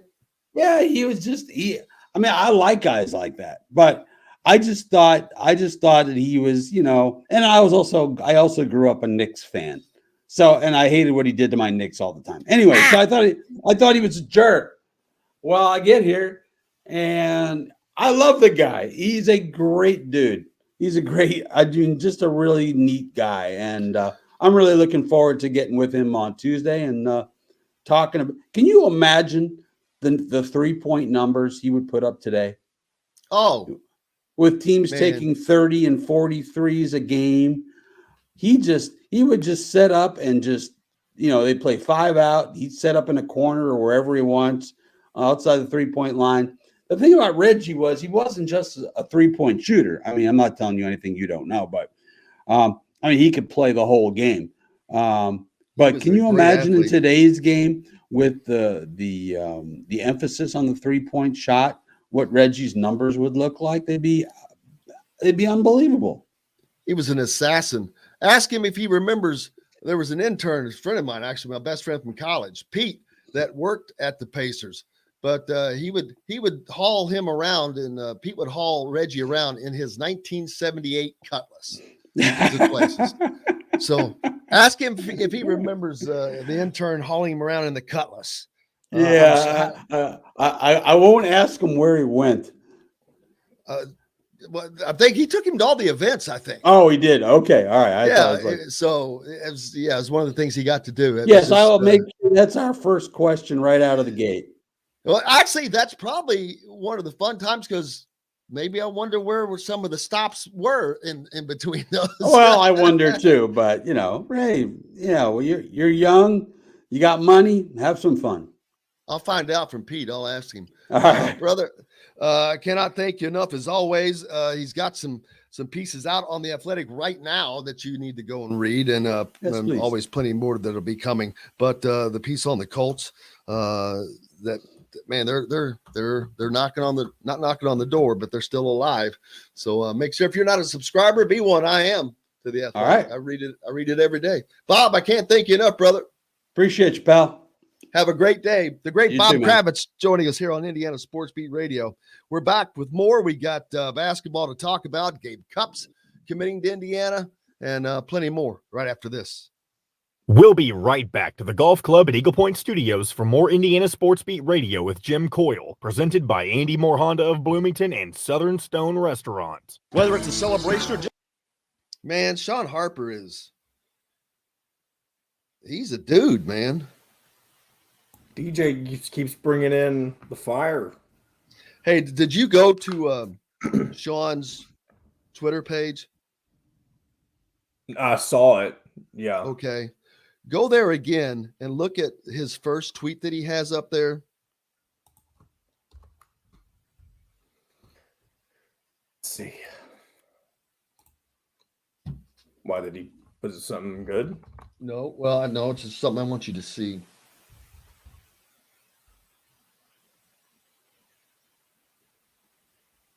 His pin, or no, the thing you retweeted? Yes. See that? It's a podcast that he was on, it looks like. Mm-hmm. But do you see the in the graphic how it has it's an embedded audio clip, yes. Is there any way that we can do that? Yes, there is a way in to ours? do that. That would make it better, wouldn't it? It makes it look live. It makes it. If you just take. It's an attention grabber is what it is. So you mean like making a post that has like a 30 or 45-second blurb from the show is what you're talking about? Well, or is that the whole show? Right no, there. It's I don't not. know. It's got 36 seconds on it. Because what I thought you were talking about initially was... That's a clip. There you go. That's a clip. Yeah. Plus, you wouldn't want to have the whole live show on Twitter because, once again, that takes away from your YouTube views. Well, yeah. But it would be cool to be able to do that. Especially with other clips or whatever. That just makes it way better. By the way, while we got a minute, let me let you know what press conference stuff I have. Mike Woodson. I wrote it down. Woody, okay. Woody talking about Miller Kopp and Parker Stewart, how they need to improve. That's good stuff there. Do what? I said, that's good stuff there. Xavier Johnson. I'm trying to remember what him and Trace Jackson Davis were talking about. Xavier Johnson about being allowed to call plays on the floor. How he didn't do that at Pitt. And then Trace Jackson Davis. Shoot. Oh, just I think about playing against St. John's and they have how they play, press the whole game and stuff like that. So, and with that, here we go. Who? Come see us at the all-new Andy Moore Honda, now in Bloomington. This segment is brought to you by Remax Advanced Realty, Indy Home Pros team by Cheryl Sizemore. Now back to the golf club at Eagle Point Studios for more Indiana Sports Beat Radio with Jim Coyle, presented by Andy Moore Honda of Bloomington and Southern Stone Restaurant. Welcome back, Indiana Sports Beat Radio, coming to you here on this Wednesday. Man, it's been a fun show. I know we haven't talked a lot about what you guys want to talk about, and Gabe Cupps, the latest commitment to Indiana basketball. Not surprised at all. I expected this commitment to happen. He made too many visits to Indiana, man. I know he's an Ohio kid. He's from Ohio, Centerville. But he made too many visits to Indiana, and I'm like, there's just no way. I think he likes what Mike has to say. And he became the second member of the 2023 class, joining Ja'Kai Newton, another four-star guard. Gabe's a three-star from Rivals. But Cupps is ranked the number 141st player in the class of 2023 Rivals 150 rankings. His dad, Brooke, is his high school and his AAU coach. Talked to Alec Lasley with the Hoosier. So there's a lot. You can go to thehoosier.com and there's tons and tons of stuff up on Gabe Cupps. But he, I've said this before. He's 6'2". He's a point guard. He's just one of the. I like his game. I just like his game. He seems fearless. That's probably one of the things I like about him. He's visited Indiana 5 times since June. 5. Most recent trip was Friday for Indiana's win over Northern Illinois, and that just validated their interest. Boom. You see what's going on. He sees the freedom that goes on. And we're going to talk more about that when we'll hear from some IU players, but Xavier will talk about that freedom. But that's, I think, what drew Gabe in addition to it being Indiana, Mike Woodson, and the freedom he's giving his offensive players to do things kind of on their own. So Gabe Cupps, another commitment to Indiana. And this is Woody is building a team, building a program. And yeah, are they going to be here for 4 years? Probably not. But Gabe Cupps is I think he's a 3-year player minimum, if not 4. You want them to develop.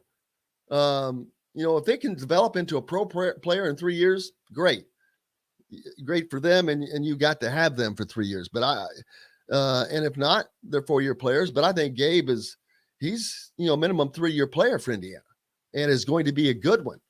And that continues that trend. If you have 10 guys that you can go to, that's called depth. And that gives you the ability when you make that first time out and you're making player exchanges, substitution, rotation changes, that second rotation, the second wave, as I call it. That second wave can't be a trickle. It can't just tread water. It has to continue to exceed on defense and offense. If not, you lose what the first wave built up. And right now, I think Indiana's in great shape. You bring in a second wave that has starters on it from previous teams. Rob Finney being one of those. But also young talent, Tamar Bates. So that's a second wave. And you've got to continue to replenish and continue to build on that. And now Indiana's third wave, building that up. Christian Lander, Leal, Galloway, those guys. And then you mix them in with Michael Durr and whatnot. Logan Duncan's part of that, still learning. But you've got that you're still building and teaching. So it's a continuation. And Mike Woodson has done more in less than a year than I personally think was done in 4 years from a player perspective of bringing players in. Look at who has been brought in. Look who's being brought in. It's already in the works. I can tell you this, there's not going to be 2 scholarships banked. You know what that word banked meant? It meant we couldn't get anybody to take the scholarships. And by we, I don't mean me. You know who I'm talking about. Banking 2 scholarships. Most ridiculous thing I've ever heard in my life. But that's not an issue now. It's going to be, we're going to, of course, try to get Gabe on the show as soon as we can. It makes it difficult since, we're on during the days and school and all that good stuff, but we'll make it happen. But Gabe Cupps, he's a good get. They don't have to be 5-star players, people, because actually on this team or for Indiana, they have guys, I say that plural, that can and will develop their players. It starts with Mike Woodson, but you've got Dane Fife and Thad Matta, and Woody has a team of people that a lot of people don't even know about, that he surrounds himself with, That to me is the greatest thing that he has done. He has surrounded himself, and I'm not just talking about the people you know about. He's got a core of people that are with him that are not on the coaching staff, but people he cares about their advice. He's a smart guy, and this thing has been built, like I said before, like a business. Thad Matta, this is not a dictatorship, which he does have the final call, but he's also a smart enough guy that he's looking around and asks for input. You know, in the NBA, there's not one guy doing everything, and that's the same here. But another nice piece for Mike Woodson. I think it's a really good piece. It's a good get, and it gets it out of the way. Adding to that, what do they do next? Looking forward to talking to Alec Lasley on Friday on where they go next. But the big, of course, that's what they have to secure next is, but I kind of have an idea of those guys. There was mention of one yesterday that is a shooter. So we'll see what happens. I got to get back to the comments where I can see I'm on a different page. But yes, definitely, Michael, the Music Man, asking us, definitely going to try to get that done as soon as possible. Not just with Gabe, but with his father as well, who is his high school and AAU coach. To me, that's a good thing. Not that it's his father, but it's the same coach. Because AAU and high school ball are so different. And I think guys can get away from, in AAU, I think guys can get away from what they really need to be working on.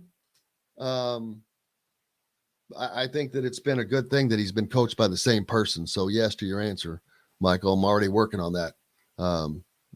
It's already been sent out, trying to get that scheduled. So yes, we will get him on. 5 Left says more athletic Hulls would probably play like Mark Price. 4 says reminds him of an athletic Jordan Hulls. Not bad. 5 Left says Mark Price. Forrest mentions Trace Jackson Davis playing much harder than last 2 years, obviously having fun. Well, it's that, but it's also he has a coach in Mike Woodson that knows how to get that out of him, first of all, but also knows how to convey the fact that, dude, this is how you have to play. You're an All-American. You're the face of this team. You have to go. You have to lead by example. And you have to play like that the whole time because this team needs you to be an All-American. And that's what All-Americans do. That's part of why they're an All-American. And if you want to get to the next level, you have to play at that level all the time. That has to be your level of play just as a base mark, because you're going to continue to run into talent that's better than you are, or as good as you are, or not as good as you are, but working harder than you are. You've always got to outwork the other guy. How many people look at Tom Brady? I'm not a Tom Brady fan, but I don't care. The dude has been playing quarterback in the NFL for 20 years. Nobody. Look, go back and look how many people have done that. There's a reason.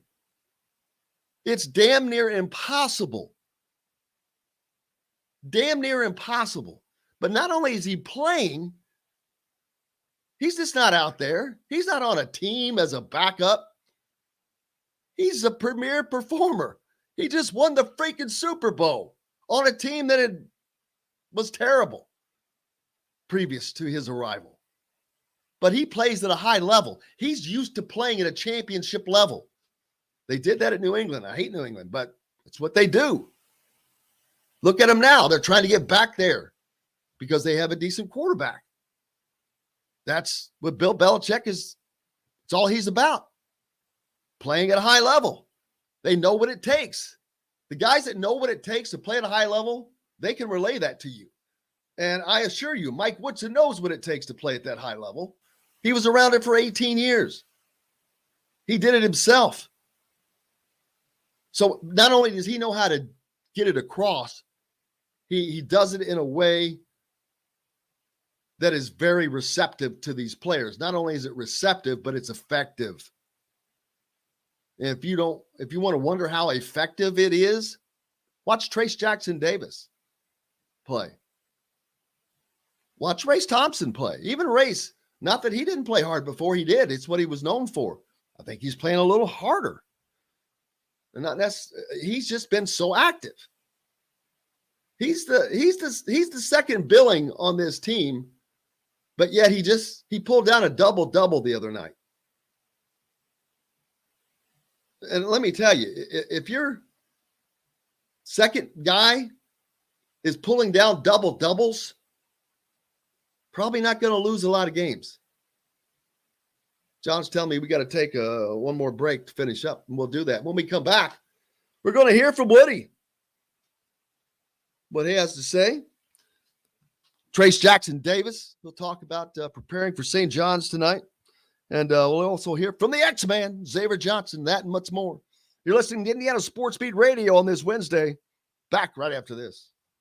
We'll be right back to the Golf Club at Eagle Point Studios for more Indiana Sports Beat Radio with Jim Coyle, presented by Andy Moore Honda of Bloomington and Southern Stone Restaurant. Whether it's a celebration.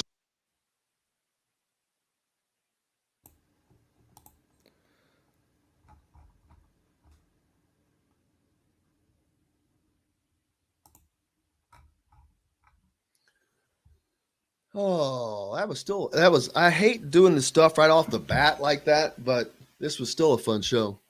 Yeah, sometimes you can't help it. And by the way, I've been able to confirm with, let me pull it up so I make sure I have everybody correctly. Kevin, Derrick, Dustin, Jim, Dylan, Mike DeCourcy, and Chronic Hoosier about the time change for the show, that they're still fine. They're good with it. Well, yeah, I'm sure Dylan is. He doesn't show up anyway.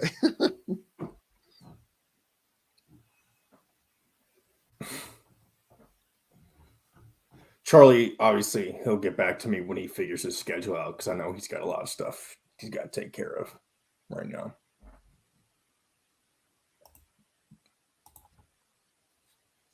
Well, we're actually fine if he's late, because we'll always have, I can do a front segment, and then Don Fisher will be joining us. But yeah, it's fine if he... But unfortunately, on Mondays, so if we have to start at 8:30 and do a segment, he's going to come in the middle of the segment. So we're going to. Well, I can email Don and ask if he's cool with. What does he have? Something at 8:50? No. Yes, there's no moving. It was getting him on this spot. So what I was going to say is, we will just do a long second segment, because he will come in the middle of it already. Okay. I will have, you know what I'm saying? Well, we don't have a choice if we're coming. Well, it's only a few minutes long. It's not that much of a difference. It's a 30 minutes difference. No, because he still only goes till, well, I guess. If we come on at 8:30, yeah. If we come on at 8:30, yes, it's half a segment. Maybe Mondays we could do 8:40 and then come on right at 9, or do him at 9. If that works for you, that works for me. We'll just have to get used to this new stuff. We'll figure it out.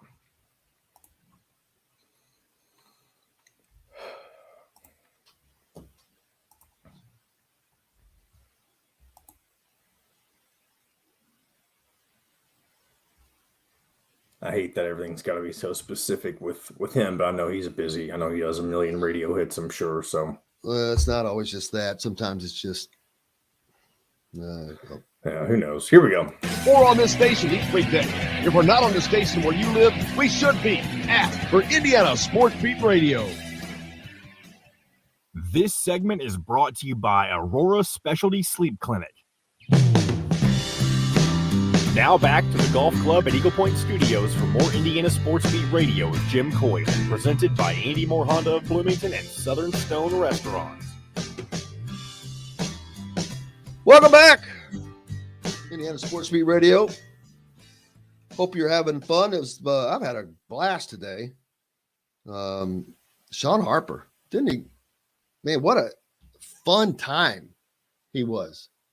Upbeat. I mean, dude's ready to go, dressed to the nine. I mean, businessman. That's the mentality he had, and you could see it and hear it and feel it. Big time fun. We didn't get much into IU football. What are you going to talk about? That would have made, that was too much fun going on to do that. You know, nobody wants to talk about that right now. They want to talk about Indiana basketball and St. John's tonight, a late game, 9 p.m. game. But the good thing is it's not on ESPN Plus. So you got that going for you, which is nice. I haven't looked. What is the betting spread on this game? Curious to see. I would imagine Indiana is going to be a favored in this by, I don't know, 5 at least. Daggone it. Where's the game? I don't see it. So got to keep going. Oh, that's the stupid AP Top 25 as always. Let's do all of it. There we go. Indiana, I nailed it. You got it right on the money. 5-point nailed spread. it. Boom, baby. Boom. St. John's 2-0. They haven't beaten anyone, but they've beaten the crap out of the two teams they played. They put 119 points on Mississippi Valley State, and they played somebody else that I think I had not heard of. Their other opponent was St. Peter's. They beat them 91-70. Yeah, okay. They gave up 70 points to St. Peter's. Yeah. That's how I look at that. Just because they scored 90, they gave up 70, man, to a team that is probably a Division II Catholic school somewhere. Indiana wants this game to be in the 50s or 60s if they're what they want to win this. I don't. No way. Indiana. You don't think so? Not. I don't. I don't know that I know where Indiana wants to be just exactly yet but they're not slowing the game down. This is not Wisconsin. But you do need to slow St. John's down first. Well, that just comes with playing good defense, and which Indiana is focused on, which does bring the score down, yes. But I don't know that they expect it to be. If you can hold a team that's averaging 90 points a game to 50s, yeah, all right, go ahead. But how many points has Indiana scored? You know, they put the points on the board as well. We'll see. It'll be tough. I mean, we're only 2 games into the season. It's like you said, the identity isn't really completely there. You're basing a lot of your info off of what you know from last season. Plus, you got a new coach. So we'll see. I do think it'll be maybe not 50s, but 60s, maybe even into the 70s range. We'll see. There's no way this game is not in the 70s. We'll see. We'll just have to wait. There's no way. Dude, that 50s would be holding St. John's 40 points under their average. Like you said, Mississippi Valley State, one of the worst teams in Division I college basketball. And then St. Peter's, who I don't know if they're Division I or not. I've never heard of them. They do have a logo on here, which makes me think they are Division I, but I can't say that for fact. I'm trying to figure that out right now. The St. Peter's, guess what their mascot is? The Peacocks. St. Peter's Peacocks. That's kind of funny. That's kind of funny. But they're in the same league as Iona and Manhattan and Monmouth. That's Division One. That's up there with Rick. That's Rick Pitino company, man. The Metro Atlantic Athletic Conference. Julian Champagne is one of the stars on that team. But they're going to have to deal with Indiana stars. Also, Joel Soriano. They're concerned if can he handle? He's lost weight. Can he handle guarding Trace Jackson Davis? Because he hasn't faced a challenge like that. None of the St. John's has not faced any of the challenges like they're going to face against Indiana. But what Indiana needs is a better performance. I've been saying this from Miller Kopp and Parker Stewart. What are their contributions going to be? Miller Kopp obviously doing other things, and Parker as well. But last game they were a combined 1 of 9, I think. Neither game has either of them shot well. Parker hit the 2 big threes to start the first game against Eastern Michigan, but then only had 3 shots the rest of the night, not hitting them. Miller Kopp again hitting 1 shot in his first game, and that was just that little short runner at the end of the half. Let's hear Mike Woodson. We were able to speak yesterday, and he talked about those two. Let's hear what Woody had to say. Well, again, I mean, it's not nothing new. I mean, they got to put more time in the gym, which they've been doing, shooting the ball. And you know, our offensive flow has just got to be – I mean, they've had good looks. They just haven't knocked the shots down, you know. And, you know, a lot of that is you got to show them some love and get them some confidence and run some plays for them, a few plays for them to get them going. But again, I mean, I'm not going to go overboard or react overboard about it. You know, I mean, at the end of the day, they have shown that they can make shots in practice. I think Miller was pretty good over in the Bahamas until he got hurt. He made shots, and Parker has made shots, you know, and I just got to get them comfortable, man, in what we're doing and feel good about when they let the ball go. They know it's going in the hole. So that's kind of on me a little bit. But, you know, those two guys got to continue to put the time in the gym, and which they have been doing, and shooting the basketball. And hopefully it'll come around for them. There you go. There's Woody. And that's the one thing. Parker disappears, but he doesn't seem to work hard enough to get a shot. I don't want to say something that's not right, but just in watching, I'm like, got to move more without the ball. Miller seems to be still looking for his niche, his lane. Both of those dudes can shoot the ball. There's no question. So getting them engaged is very important for this team because it will make Indiana tougher. When you have all 5 guys that are a threat, that makes the difference. These guys are not a threat yet, not because they don't have the capabilities or abilities. They're just not making it happen. Speaking of Xavier, you know, he's become the floor general for this team. I asked him about that yesterday. That's not what we're going to hear him talk about, but I asked him about that yesterday, and I think he's embracing that role. And not only that, but Woody is allowing him to call plays on the floor.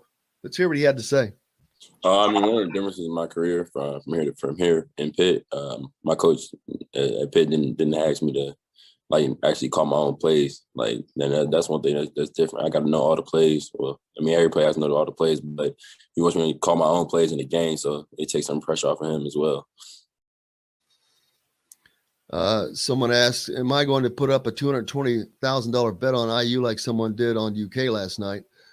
I think someone did that just because somebody did a $110,000 bet on Indiana last week, which they lost. But they didn't.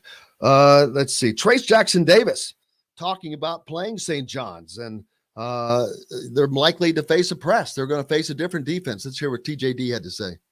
Oh, most definitely. I think that it's a really good opportunity for us, especially earlier in the season, to play a team, especially that presses the whole game and gets up the floor and tries to speed you up. It's almost like Big Ten level of play. So what we're going to have to do, especially with some of these guards like X and Rob, just be patient with the ball and just make the right plays. And I know that they will. And then it's an easy break if we beat the press 2-on-1, 3-on-2 type of thing. So we've been working on it a lot in practice. So we just have to execute. There you go. There's Trace Jackson talking about that. But that also, they have to continue going forward, continue just getting better as a team. And that's exactly what they're doing. There needs to be, just improvement each game. The cliche, the 1%, let's get 1% better every day. It's kind of becoming cliche, but it's true. If you are becoming better every day, you're just going to get better. This team, or all teams, should get better each games they go along. Man, it's been a great show. Another one, a fun day. Derrick Jackson, sorry he couldn't stay with us the entire time, but he'll be back next week. But we got to have Shawn Harper on, and that was an incredible bonus, unexpected pleasure. He was able to stay with us for quite a while. Of course, Bob Kravitz from The Athletic joins us each and every week. Look forward to talking to Bob again soon. But most importantly to you guys, John, the producer, thank you. But most importantly, you guys, without you, we've got no reason to be here, and can't thank you enough. Tonight, it's a late game. Probably won't do a post-game show because it would be too late to do all that. We'll just handle all that tomorrow on the program. Maybe we can get someone special to join us. But until then, I appreciate you guys like you don't know. And until tomorrow, I'm Jim Coyle. I will see you on the radio.